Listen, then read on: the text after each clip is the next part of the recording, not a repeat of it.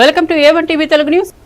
ఇక వార్త వివరాల్లోకి వెళ్తే భీమిలి నియోజకవర్గంలో మాజీ సీఎం వైఎస్ రాజశేఖర రెడ్డి 16వ వర్ధంతి కార్యక్రమాలు ఘనంగా జరిగాయి. వైఎస్ జగన్ ఆదేశాల మేరకు నియోజకవర్గ సమన్వయకర్త మజ్జి శ్రీనివాసరావు ఆధ్వర్యంలో జీవీఎంసీ 5, 6, 7, 8 వార్డులలో పేదలకు చీరలు, 3వ వార్డు ప్రభుత్వ ఆసుపత్రిలో రోగులకు పండ్లు పంపిణీ చేశారు. రాజన్న మరణం లేని నాయకుడు అని మజ్జి శ్రీనివాసరావు పేర్కొన్నారు. ఈ కార్యక్రమాల్లో వైసీపీ శ్రేణులు, అభిమానులు, కార్యకర్తలు అధిక సంఖ్యలో పాల్గొని రాజన్న సేవలను స్మరించుకున్నారు.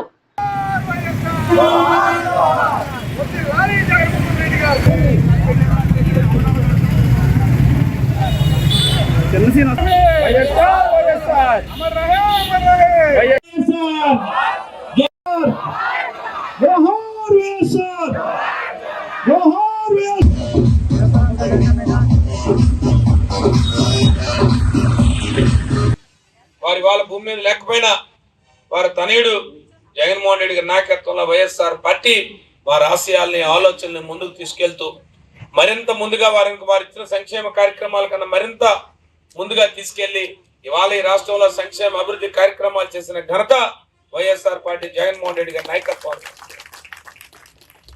ఈరోజు వారి వర్ధంతి సందర్భం ఒక మాట మాట్లాడుకోవాల్సిన అవసరం ఉంది. ప్రభుత్వాలు ఏర్పడతాయి.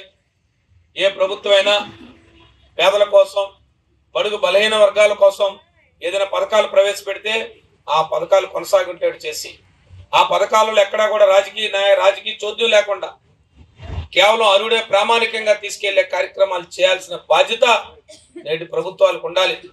కానీ దురదృష్టవశాత్తు ఇవాళ ప్రభుత్వాన్ని పరిపాలిస్తున్న ప్రభుత్వం అలాంటి కార్యక్రమాలు చేయకుండా కేవలం కోత విధించే కార్యక్రమం, ఒక సంక్షేమ కార్యక్రమం తీసుకుంటే ఇవాళ వికలాంగులందరూ కూడా అరువులు పెన్షన్ లేక ఇబ్బంది పడుతున్న పరిస్థితి వచ్చింది. అమ్మో నా పెన్షన్ పోతే నేను ఏమైపోతాననే పరిస్థితి వాళ్ళ గుండెలు పెట్టుకొని భయపడే పరిస్థితి తీసుకొచ్చారు. ఇవాళ అర్హత ఉన్న వాళ్ళకి పథకాలు లేవు, అర్హత ఉన్న వాళ్ళ సంక్షేమ కార్యక్రమాలు లేవు. కేవలం ఎన్నికల కోసం అనేక హామీలు ఇచ్చి ఇవాళ సంక్షేమ కార్యక్రమాలు చేయలేదు.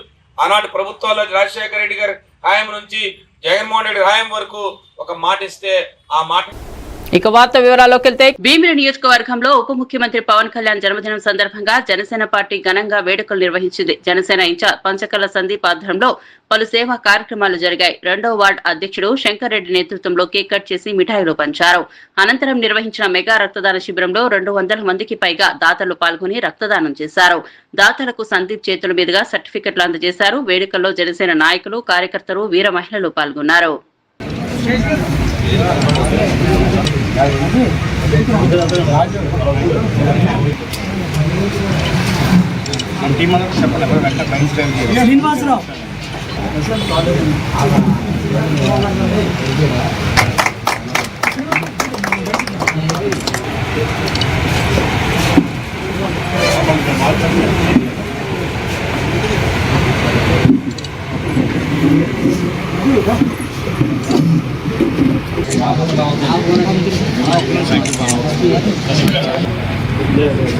సోదర మధ్యలో రావచ్చు ప్లీజ్.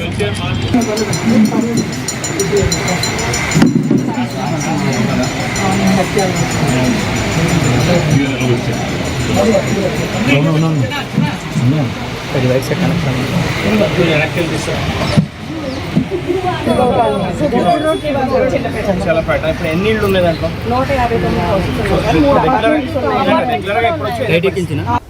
ఇక వార్త వివరాల్లోకి వెళ్తే విశాఖ రామకృష్ణ బీచ్ వద్ద ఏఎస్ఎఫ్, ఏవైఎఫ్, ఎన్ఎఫ్ఐడబ్ల్యూ ఆధ్వర్యంలో జలదీక్ష జరిగింది. విశాఖ స్టీల్ ప్లాంట్ ను ప్రైవేటీకరించే చర్యలను నాయకులు తీవ్రంగా ఖండించారు. ఉక్కు కర్మాగారం 32 మంది త్యాగంతో ఏర్పడిందని, ప్రస్తుత ప్రభుత్వం ఇచ్చిన హామీలు నిలబెట్టుకోవాలని డిమాండ్ చేశారు. 34 ఫర్నిస్ బ్లాకులను ప్రైవేట్ చేయడం, 5,000 మంది కార్మికులను తొలగించడం తప్పు అని పేర్కొన్నారు. స్టీల్ ప్లాంట్ కు సొంత గనులు కేటాయించి సెయిన్ లో విలీనం చేయాలని, తొలగించిన కార్మికులను వెంటనే తిరిగి చేర్చాలని హితవు పలికారు.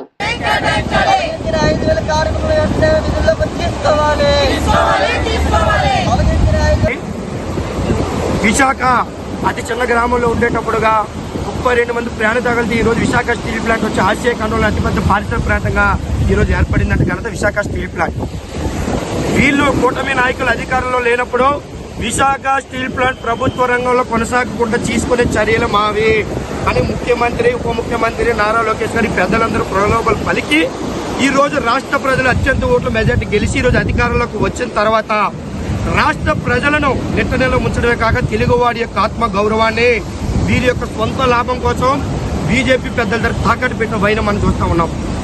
పక్కన అనకాపల్లి ఇంకా అక్కడ స్టీల్ ప్లాంట్ నిర్మాణానికి ప్రారంభమే కాలేదు, ఆ కంపెనీ గనులు ఇవ్వాలని చెప్పేసి బీజేపీ పెద్దల దగ్గరికి వెళ్ళి చదవబడ్డారు. కానీ ఏదైతే ఇక్కడ ప్రజలకు ఎంతో ఉపయోగపడుతుంది స్టీల్ ప్లాంట్ పై గనులు అడగడం వల్ల వీళ్ళు ఎంతో మోసం చేస్తారో మనం చూస్తా ఉన్నాం.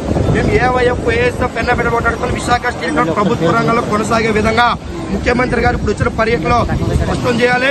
రేపు అసెంబ్లీలో కూడా తీర్మానం చేయాలి. దీని ద్వారా కేంద్ర ప్రభుత్వం మీద ఎంపీలతో ఒత్తిడి తేవాలి. లేకపోతే భవిష్యత్తులో యువతని సమీకరించి సమస్యల ఉద్యమాలకి శ్రీకారం చుడతామని చెప్తే రాష్ట్ర ముఖ్యమంత్రి గారిని డిప్యూటీ ముఖ్యమంత్రి గారిని మేము ప్రజా సంఘాలు హెచ్చరించడం జరుగుతూ ఉంది. నా పేరు వై రాంబాబు, అఖిల భారతీయ యువజన సమైక్య జిల్లా అధ్యక్షుడు. ఇక వార్త వివరాల్లోకి వెళ్తే డాక్టర్ బిఆర్ అంబేద్కర్ కోనసీమ జిల్లా పి గన్నవరం నియోజకవర్గం మామిడికుదురు మండలం బి దొడ్డివరం గ్రామానికి చెందిన రవణం సాయిబాబు మంగళవారం గోదావరి నదిలో గల్లంతయ్యారు. ఓలుపు కార్మికుడైన సాయిబాబు బహిర్భూమికి వెళ్లి గోదావరిలో కొట్టుకుపోయారని కుటుంబ సభ్యులు తెలిపారు. ఈ విషయమై ఆయన కుమారుడు రెవెన్యూ అధికారులకు పోలీసులకు ఫిర్యాదు చేశారు. గల్లంతైన వృద్ధుడి కోసం అధికారులు బోట్లలో గాలింపు చర్యలు చేపట్టారు.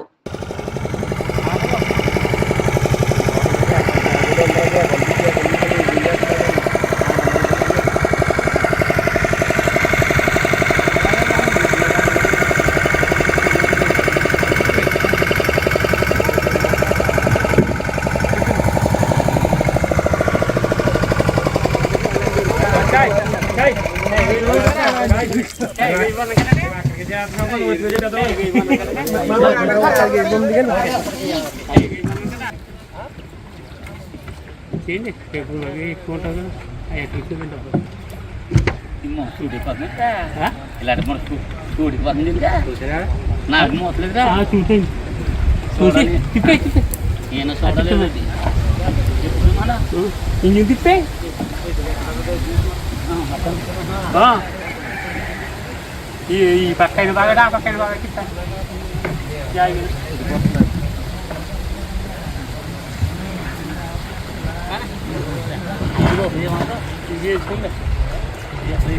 ఇది అక్కడే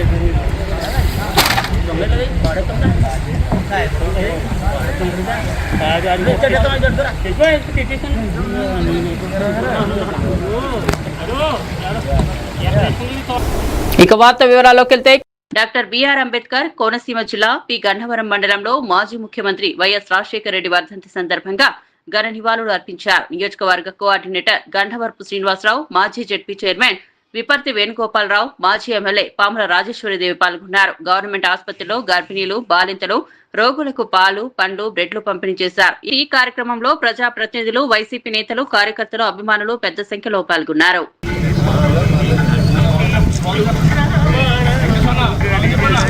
జోహార్ వైఎస్ఆర్, జోహార్ వైఎస్ఆర్.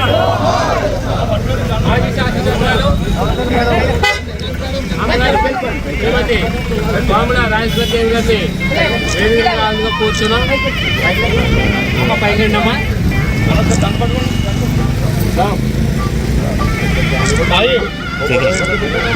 తీరని దాంట్లో అదే చూడ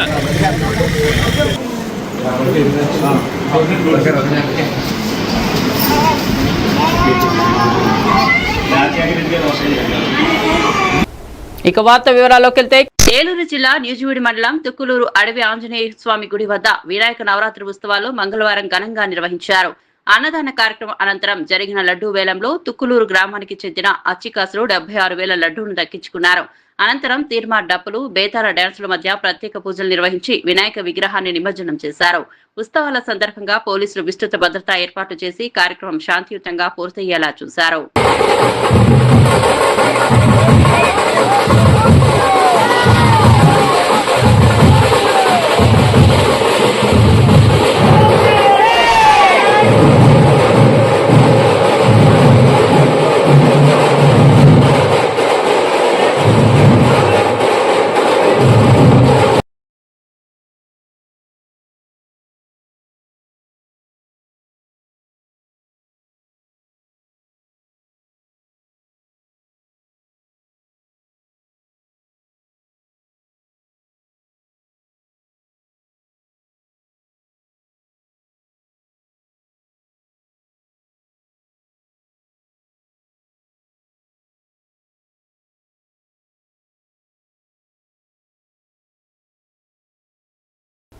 ఇక వార్త వివరాల్లోకి వెళ్తే గుంటూరు జిల్లా ప్రత్తిపాడు నియోజకవర్గం వంకిపురం గ్రామంలో జనసేన పార్టీ అధ్యక్షుడు ఉప ముఖ్యమంత్రి పవన్ కళ్యాణ్ జన్మదిన వేడుకలు ఘనంగా జరిగాయి. జనసేన నాయకుడు పుప్పాల రామ్మోహన్ నాయుడు ఆధ్వర్యంలో కేకులు కట్ చేసి స్వీట్లు పంచుకున్నారు. రామ్మోహన్ నాయుడు మాట్లాడుతూ పవన్ కళ్యాణ్ కష్టాలను ఎదుర్కొంటూ పార్టీని బలోపేతం చేస్తున్నారని గ్రామంలో భారీ ఫ్లెక్సీలు ఏర్పాటు చేసి అభిమానులు పండుగ వాతావరణంలో పాల్గొన్నారు. వేడుకల్లో కార్యకర్తలు, అభిమానులు, కూటమి నాయకులు హాజరయ్యారు.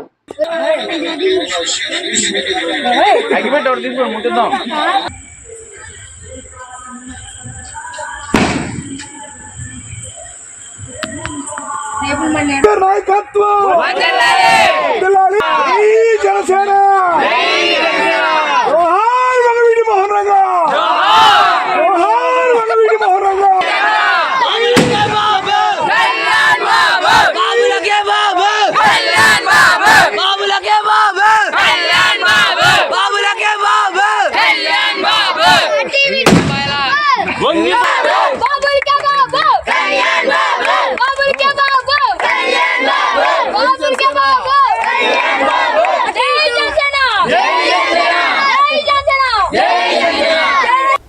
ఇక వార్త వివరాల్లోకి వెళ్తే పార్వతీపురం మన్యం జిల్లాలో విలేకరుల సమావేశంలో మాట్లాడిన ఎమ్మెల్యే విజయ్ చంద్ర చంద్రబాబు నాయుడు 30 ఏళ్ల సీఎం బాధ్యతలు నిర్వహించి అభివృద్ధి మార్గంలో ముందుకు సాగుతున్నారని పేర్కొన్నారు. ఎవరికి లేని కీర్తి ప్రతిష్టలు చంద్రబాబుకే దక్కాయని కొనియాడారు. సాధ్యం కాని పని లేనటువంటి మహానుభావుడిని మరో 30 ఏళ్లు ఏకదాటిగా పనిచేసే సత్తా చంద్రబాబులో ఉందని అన్నారు. ఈ కార్యక్రమంలో అభిమానులు, కార్యకర్తలు పెద్ద ఎత్తున పాల్గొన్నారు. అనే ఫీలింగ్ మీ అందరికి కలుగుతారు. దానికి ప్రధానంగా పునాది లేసింది, దానిపైన బిల్డింగ్ కట్టింది, ఒక ఆర్థిక వ్యవస్థను సృష్టించింది ఈ నారా చంద్రబాబు నాయుడు గారని మరొకసారి మేము గర్వంగా చెప్పుకోలేదు. ఎస్సీల కోసం ఉన్నయ కమిషన్ తీసుకొచ్చింది ఆయన, ఎస్సీల బాగుబాగుల కోసం సామాజిక న్యాయం తీసింది ఆయన, బీసీని వెన్నుముఖంగా తీసుకుని పార్టీకి ఎప్పుడు బీసీలకి ప్రాధాన్యత ఇస్తుంది ఆయన. అందుకన్నా ఆయన ఒక ఆర్థికవేత్త, ఒక రాజకీయవేత్త, అంతేకాకుండా ఒక సామాజికవేత్త, అంతేకాకుండా ఈ దేశాన్ని ఎలాగైతే పెట్టుకుంటే మనం మిగతా దేశాలతో పోటీ పడగలుగుతామనే ఒక గొప్ప క్రమశిక్షణ కలిగిన వ్యక్తి. రాబోయే 20 సంవత్సరాల్లో ఏం జరగబోతుంది మీరందరికీ అనే ఆలోచన ఆయనకు ఉంటుంది. మాకు కూడా తెలియకపోవచ్చు, కానీ రాబోయే 20 సంవత్సరాల్లో ప్రపంచం ఎలా మారబోతుంది, ప్రపంచంలో ఏ అవకాశాలు రాబోతున్నాయి, ఆ అవకాశాలని తెలుగు వాళ్ళు, ముఖ్యంగా తెలుగు వాళ్ళు ఎలాగ దాన్ని అందిపుచ్చుకోవాలనే ఆలోచనతోనే ఆయన నిరంతరం జీవిస్తున్నారు. ఇప్పుడు కూడా అమరావతిని ఒక అద్భుతమైన నగరంగా తీసుకురావడానికి కోసం నిరంతరం చంద్రబాబు నాయుడు గారు, అలాగే లోకేష్ గారు. ఇక వార్త వివరాల్లోకి వెళ్తే పార్వతీపురం మన్యం జిల్లాలో గ్రానైట్ కంపెనీ నిర్లక్ష్యం కారణంగా పాడి బంగారు దొర మృతి చెందాడని ఏపీ రైతు సంఘం జిల్లా అధ్యక్షుడు ఎం కృష్ణమూర్తి ఆరోపించారు. వెలగవలస చెరువును గ్రానైట్ పొడితో నింపేయడం వల్ల చేపల వేటకు దిగిన బంగారు దొర జారి మునిగిపోయి చనిపోయారని గ్రామస్తులు తెలిపారు. ఈ ఘటనపై ఆగ్రహం వ్యక్తం చేసిన కృష్ణమూర్తి బడి దేవరకొండ గ్రానైట్ కంపెనీ లైసెన్స్ రద్దు చేయాలని, చెరువును పూర్తిగా శుభ్రం చేయాలని, మృతుడి కుటుంబానికి 50 లక్షల నష్టపరిహారం ఇవ్వాలని డిమాండ్ చేశారు.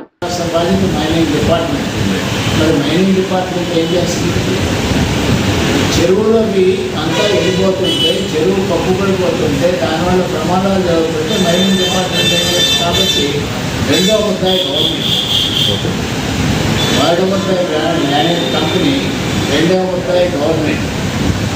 కాబట్టి తక్షణమే నేను డిమాండ్ చేసేది అంటే 3 డిమాండ్స్ ఉన్నాయి. ఒకటి, ఈ గ్రానైట్ కంపెనీ ఈ మరణానికి కారణం కాబట్టి ఆ గ్రానైట్ కంపెనీ యజమాని వెంటనే తక్షణంగా అరెస్ట్ చేయాలి. నెంబర్ 1. నెంబర్ 2, ఈ గ్రానైట్ కంపెనీకి ఇచ్చినటువంటి లైసెన్స్ని రద్దు చేయాలి. నెంబర్ 3, దీన్ని ప్రాపర్గా అమలు జరుపుతున్న ప్లానింగ్ని అమలు జరుపుతున్నారా లేదా అనేది చూడకుండా ఉన్నటువంటి మైనింగ్ డిపార్ట్మెంటు నేరం చేసింది. దీనికి బాధ్యత గవర్నమెంట్, ఎవరి బాధ్యత వాళ్ళ మీద యాక్షన్ చేసుకుంటారు. 4వ విషయం ఏంటంటే, ఈ పాడి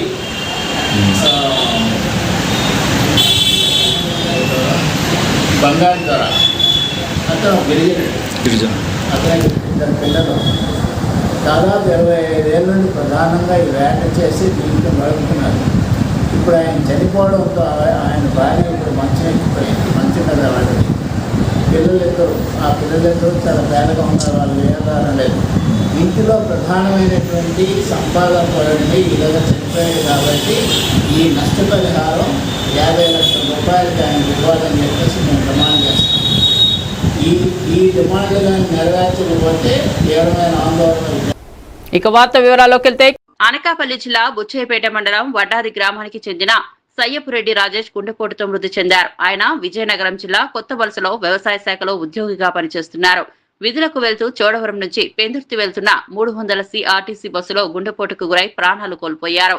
డ్రైవర్, కండక్టర్ సహాయం చేసినా ఫలితం లేకుండా పోయింది. మృతదేహాన్ని పెందుర్తి ఆరోగ్య కేంద్రానికి తరలించారు. కుటుంబ సభ్యులు రాజేష్ నేత్రాలను ఎల్వి ప్రసాద్ ఐ ఇన్స్టిట్యూట్ కు దానం చేశారు. పోలీసులు కేసు నమోదు చేసి దర్యాప్తు చేస్తున్నారు. జిల్లా బుచ్చిపేట మండలం వడ్డాది గ్రామానికి చెందిన సైప్రెడ్డి రాజా అనే యువకుడు ఉద్యోగరీత్యా చోడవరం నుంచి పెందుర్తి వెళ్తున్న మార్గం మధ్యలో హార్ట్ అటాక్ వచ్చి చనిపోవడం జరిగింది. వారి యొక్క తండ్రి యొక్క ఆదేశాల మేరకు ఎల్వి ప్రసాద్ హాస్పిటల్ మరియు సాయి హెల్పింగ్ ఆర్ట్స్ వారి సహకారంతో వారి యొక్క కళ్ళుని నలుగురికి ఉపయోగపడాలనే ఉద్దేశంతో దానం చేయడం జరుగుతుంది. ఈ యొక్క మంచి కార్యక్రమానికి వాళ్ళ తల్లిదండ్రులు ఒప్పుకొని వాళ్ళు సహకరించినందుకు ఈ సమాజానికి నలుగురికి ఉపయోగపడేలాగా దానం చేయడానికి తన కళ్ళు ఉపయోగపడదనే ఉద్దేశం మీద దానం చేయడం జరుగుతుంది. వారికి ప్రగాఢ సానుభూతి తెలియపరుస్తూ రాజానియా ఒక అమ్మ హెల్పింగ్ ఆర్ట్స్ టీంలో ఒక టీం మెంబర్గా ఉంటూ ఒక ఎన్జిఓగా ఎంతోమందికి సర్వీస్ అందించడం జరిగింది. ఈ యొక్క మంచి కార్యక్రమానికి వాళ్ళ తల్లిదండ్రులు ఒప్పుకొని నలుగురికి కళ్ళుదానం చేసినటువంటి వాళ్ళ స్నేహితులందరూ కూడా ఇక్కడ దగ్గరుండి ఆ యొక్క కళ్ళుదానం అనేది చేయించడం జరుగుతుంది. అన్ని ఆత్మకు శాంతి చేకూరాలని అందరం కోరుకుందాం. ఈ సైప్రెడ్డి రాజా అనే పేరు మన వడ్డాది గ్రామంలో మొట్టమొదటిగా కళ్ళుదానం చేసినటువంటి వ్యక్తిగా గుర్తింపు ఉండిపోయినటువంటి ఒక మంచి కార్యక్రమం చేయడం జరుగుతుంది. ఇక వార్త వివరాల్లోకి వెళ్తే కర్నూలు జిల్లా ఆధునిలో వైఎస్ రాజశేఖర రెడ్డి 16వ వర్ధంతి సందర్భంగా ఘనంగా కార్యక్రమాలు నిర్వహించారు. మాజీ ఎమ్మెల్యే సాయి ప్రసాద్ రెడ్డి ఆధ్వర్యంలో వైఎస్ఆర్ కార్యాలయం నుంచి విగ్రహం వరకు ర్యాలీ నిర్వహించారు. అనంతరం ఆసుపత్రిలో రోగులకు బ్రెడ్లు, పండ్లు పంపిణీ చేశారు. రక్తదాన శిబిరాన్ని ఏర్పాటు చేశారు. ఈ కార్యక్రమంలో MLC doctor Madhusudan Reddy, municipal chairperson Lokeshwari, town ప్రచారక అధ్యక్షుడు పరిగిల నారాయణతో పాటు వైఎస్ఆర్సీపీ నాయకులు, కార్యకర్తలు పెద్ద ఎత్తున పాల్గొన్నారు.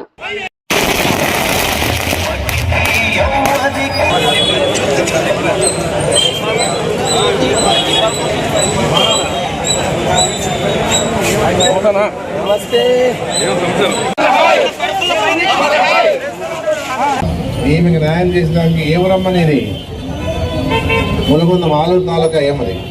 ఇలాంటి వాళ్ళు మన తాలూకాలో ఎంతమంది ఉన్నారో, మన మండలంలో ఎంతమంది ఉన్నారో నాకు తెలియదు. ఇంకా దాదాపుగా ఆదంలోనే ఎన్ని పోయినాయి కూడా విషయాలు తెలుసుకొని మొన్న పోయింటే 560 పోయినాయని చెప్పినారు మన మండల పరంగా. దీంట్లో మన టౌన్లో అని చెప్పేసి 488 టౌన్లో పోయినాయి. అదే కాకుండా గ్రామాల్లో కూడా ఎన్ని పోయినాయని కూడా విచారించి గ్రామాలకు పోయి టౌన్లో వాళ్ళతో కలిసి తప్పకుండా వాళ్ళకి అండగా నిలబడతామని చెప్పేసి కూడా చెప్పినట్టు.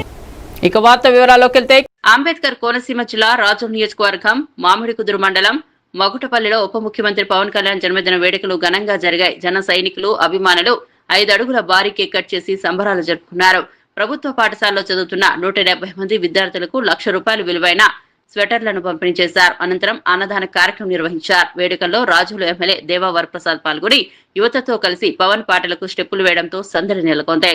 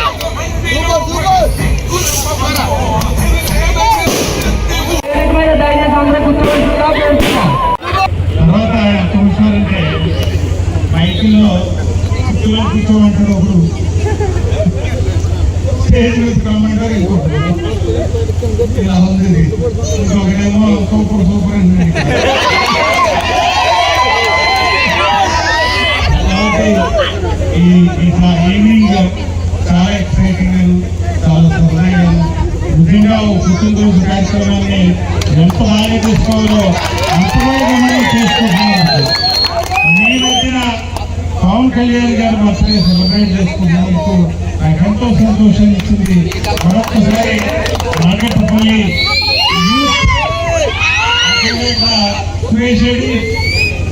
సురేష్ మిగిలిన వాళ్ళందరికీ కూడా నేను అభినందనలు తెలియజేసుకుంటూ అందరూ కష్టపడాలని ఇక్కడ యూత్ అంతా కేవలం ఏదో కొన్ని సందర్భాల్లోనే ఉంటారు కానీ మిగిలిన గ్రామంతో కూడా చాలా కష్టపడి పనిచేసే వాళ్ళు కాబట్టి మీకు అభినందనలు తెలియజేస్తాను. ఇక వార్త వివరాల్లోకి వెళ్తే కర్నూలు జిల్లా ఎమ్మిగనూరులో వైఎస్ రాజశేఖర రెడ్డి వర్ధంతి ఘనంగా నిర్వహించారు. ఎమ్మిగనూరు వైసీపీ ఇన్ఛార్జ్ బుట్టా రేణుక తనయుడు రాష్ట్ర యువజన విభాగ ఉపాధ్యక్షుడు బుట్టా ప్రతుల్ ఆధ్వర్యంలో సోమప్ప సర్కిల్ వద్ద సంస్కరణ సభ జరిగింది. వైఎస్ రాజశేఖర రెడ్డి చిత్రపటానికి పూలమాలలు వేసి నివాళులు అర్పించారు. ఈ సందర్భంగా బుట్టా ప్రతుల్ రాష్ట్ర వీరశైవ లింగాయత అధ్యక్షుడు Y Rudragoud, municipal chairman doctor Raghu మాట్లాడుతూ వైఎస్ ప్రజల పట్ల చూపిన ప్రేమ, సంక్షేమ పథకాలు ప్రజల హృదయాల్లో చిరస్మరణీయమని అన్నారు.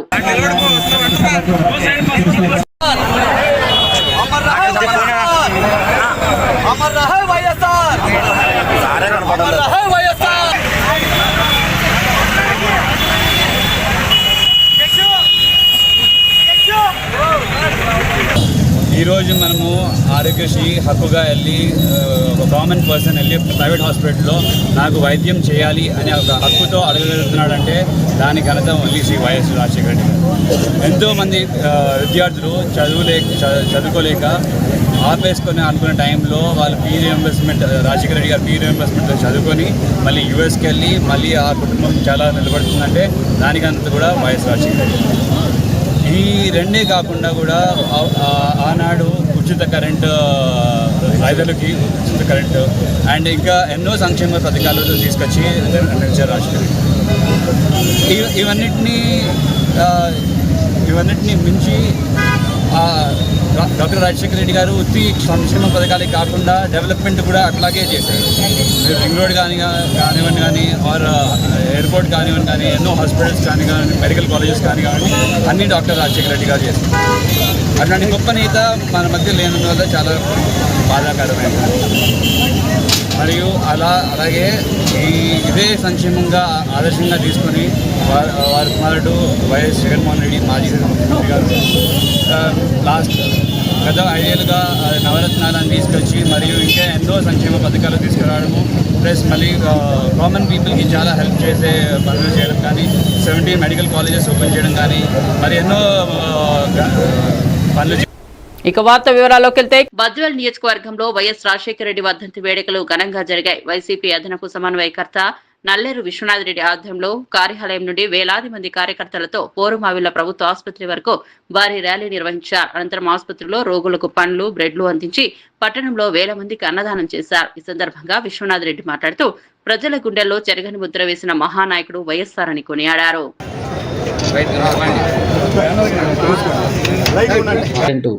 ఆయన హయాంలోనే పూర్తి చేయడం జరిగింది. అందులో భాగంగా మన బద్వేల్ తాలూకు ఒక బ్రహ్మసాగర్ 1983 ప్రాంతం దివంగత మాజీ ముఖ్యమంత్రి వర్యులు ఎన్టీ రామారావు గారు స్థాపించినటువంటి ప్రాజెక్ట్ అది. అప్పట్లో అది నిర్విరామంగా నిలబడిపోతే 2004లో మనం రాజశేఖర రెడ్డి గారు వచ్చిన తర్వాత ఆ ప్రాజెక్టును కేవలం 1 సంవత్సరంలోనే పూర్తి చేయడం జరిగింది. అందుకే ఈరోజు మనం తాలూకా సస్యామలంగా త్రాగునీరు, సాగునీరు అని అందుబాటులో ఉన్నాయి. ఇన్ని పథకాలు చేసినటువంటి వ్యక్తి, ప్రజల మన్ననలు పొందినటువంటి వ్యక్తి. అందుకే ఈరోజు ఆయన 10 మంది బాగుండాలి, మనం బాగుండాలి, 10 మందికి మంచి జరగాలనే కార్యక్రమాలు చేసేవాడు ఎప్పుడు. అందుకోసమే ఆయన వర్ధంతి సందర్భంగా మన హాస్పిటల్లో రోగులకు పాలు, పండ్లు, బ్రెడ్లు ఇవ్వడం జరిగింది. అదేవిధంగా 10 మంది దాదాపు 2000 మందికి ఈరోజు ఆయన పేరు మీద అన్నదానం కూడా చేయడం జరిగింది. అదే తరహాలోనే ఆయన తనయుడు మాజీ ముఖ్యమంత్రి వర్యులు జగన్మోహన్ రెడ్డి గారు కూడా తండ్రి కంటే మించిన వ్యక్తిగా ఆయన పెట్టిన సంక్షేమ పథకాలన్నీ, మేనిఫెస్టోలో పెట్టిన సంక్షేమ పథకాలన్నీ 99% పూర్తి చేయడం జరిగింది. అంతేకాకుండా ఎవరైనా ఏ ప్రభుత్వాలైనా మేనిఫెస్టోలో పెట్టిన పథకాలు కనీసం 50% కూడా పూర్తి చేయలేరు. కానీ ఆయన 98% పూర్తి చేయగలిగారు. అందుకే ఆయన అడుగుజాడల్లో నడుస్తూ ఆయన ముందుకు కాబోయే మళ్ళా ఆయన ముఖ్యమంత్రి అయ్యేదాని కోసం అన్ని విధాలా కృషి చేస్తామని తెలియజేసుకుంటూ చివరిగా ఈరోజు 16వ వర్ధంతి సందర్భంగా మా తరపున మీ అందరి తరపున ఆయనకు ఉద్యోగ ఘన నివాళులు అర్పిస్తూ సెలవు తీసుకుంటాం. ఇక వార్త వివరాల్లోకి వెళ్తే బద్వేల్ సుందరయ్య భవనంలో వ్యవసాయ కార్మిక సంఘం నాయకులు సెప్టెంబర్ 8, 10 తేదీలలో కడపలో జరగనున్న అఖిల భారత వ్యవసాయ కార్మిక సంఘం జాతీయ సమావేశాల కరపత్రాలను ఆవిష్కరించారు. జిల్లా నాయకులు కె శ్రీనివాసులు మాట్లాడుతూ పేదలకు భూమి, ఇళ్ల స్థలాలు సాధించడంలో సంఘం పోరాటపూర్వక చరిత్రను గుర్తు చేశారు. కేంద్ర రాష్ట్ర ప్రభుత్వాల ప్రజా వ్యతిరేక విధానాలకు వ్యతిరేకంగా ఉద్యమాలు కొనసాగిస్తున్నామన్నారు. ఈ సమావేశాలకు జాతీయ నాయకులు, కేరళ ఎల్ఎఫ్ ప్రతినిధులు హాజరవుతున్నందున రైతులు, కూలీలు, ప్రజలు పెద్ద ఎత్తున పాల్గొని విజయవంతం చేయాలని పిలుపునిచ్చారు. వ్యవసాయ కార్మిక సంఘం జాతీయ సమావేశాలు సెప్టెంబర్ 8, 9, 10 తేదీల్లో ఆంధ్రప్రదేశ్ రాష్ట్రం కడప నగరంలో జరగబోతున్నాయి. ఈ సందర్భంగా కడప నగరంలో పెద్ద ఎత్తున కార్మిక, కర్షక, రైతు, వ్యవసాయ కూలీలతో పెద్ద ఎత్తున భారీ అనేక చట్టాలు సవరణ చేసి ఈరోజు పేదలపైన అనేక భారాలు మోపుతున్నటువంటి పరిస్థితి మనకందరికీ తెలుసు. ఈరోజు జిల్లా అభివృద్ధి పైన, అదేవిధంగా రాష్ట్రంలో ఉన్నటువంటి అభివృద్ధి అన్నిటిపైన కూడా ఈ జాతీయ కౌన్సిల్ సమావేశాల్లో చర్చించి భవిష్యత్తులో వ్యవసాయ కార్మిక సంఘం తీసుకున్నటువంటి కర్తవ్యాలపైన భవిష్యత్తులో పెద్ద ఎత్తున ఆందోళన పోరాటాలు నిర్వహించడానికి కూడా ఒక ప్రణాళిక రూపొందించుకోవడం అనేది జరుగుతుంది. ఈ జాతీయ కౌన్సిల్ సమావేశానికి అదేవిధంగా ముఖ్య అతిథులుగా K Vijayaraghavan, Kerala left front మాజీ ఎంపీ గారు హాజరవుతున్నారు. అదేవిధంగా బి వెంకట్ గారు, అఖిల భారత వ్యవసాయ కార్మిక సంఘం రాష్ట్ర కార్యదర్శి హాజరవుతున్నారు. అదేవిధంగా రాష్ట్రంలో ఉన్నటువంటి పొలిట్ బ్యూరో సభ్యులు, ఎంపీలు, ఎమ్మెల్యేలు, ఎమ్మెల్సీలు కూడా హాజరవుతున్నారు. కాబట్టి ప్రతి జిల్లాలో ఉన్నటువంటి ప్రతి గ్రామం నుండి, ప్రతి ఊరి నుండి కూడా ప్రజలు పెద్ద ఎత్తున పాల్గొని జయప్రదం చేయవలసిందిగా ఈరోజు పిలుపునివ్వడం జరుగుతుంది. అందులో భాగంగా బద్వేల్ పట్టణంలో ఈరోజు వ్యవసాయ కార్మిక సంఘం జాతీయ కౌన్సిల్ సమావేశాలు జయప్రదం చేయాలని చెప్పి కూడా కరపత్రాలు ఆవిష్కరించడం జరుగుతుంది. కాబట్టి కార్మికులు, కర్షకులు, ప్రతి ఒక్కరూ, మేధావులు, విద్యార్థులు, యువకులు ప్రతి ఒక్కరూ జయప్రదం చేసి బహిరంగ సభను జయప్రదం చేయవలసిందిగా కోరుతున్నాం. ఎం చిన్ని, వ్యవసాయ కార్మిక సంఘం నాయకులు, బద్వేల్. ఇక వార్త వివరాల్లోకి వెళ్తే గజపతి నగరం మండలం కొత్త బగ్గాం గ్రామంలో మంగళవారం రాత్రి ఘోరం జరిగింది. పాత కక్షలతో పసుపురెడ్డి చంటి తన అన్న పసుపురెడ్డి శ్రీనును కత్తితో దాడి చేసినట్లు కుటుంబ సభ్యులు తెలిపారు. తీవ్ర గాయాల పాలైన శ్రీనును గజపతి నగరం ప్రభుత్వ ఆసుపత్రి తరలించగా అప్పటికే మృతి చెందినట్లు వైద్యులు ధృవీకరించారు. ఈ సంఘటనపై గజపతి నగరం ఎస్ఐ కిరణ్ కుమార్ నాయుడు కేసు నమోదు చేసి దర్యాప్తు ప్రారంభించారు. గ్రామంలో విషాద వాతావరణం నెలకొంది.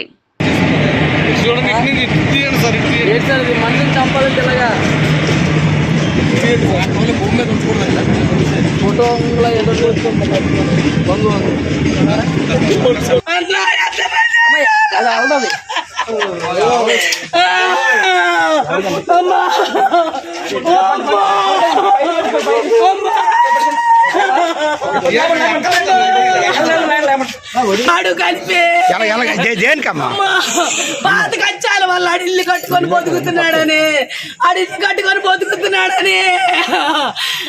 నా కూతురు ఇచ్చాను అడు కొడుక్కి. ఆ కచ్చాల వల్ల చంపేశాడు తమ్ముడు. నేను తమ్ముడు పేరమ్మా సంటిగాడు బాబు, ఆడి కొడుకు ఈ అజయ్ గాడు ఒకడు. మరిన్ని అప్డేట్స్ కోసం చూస్తూనే ఉండండి A1 TV తెలుగు న్యూస్.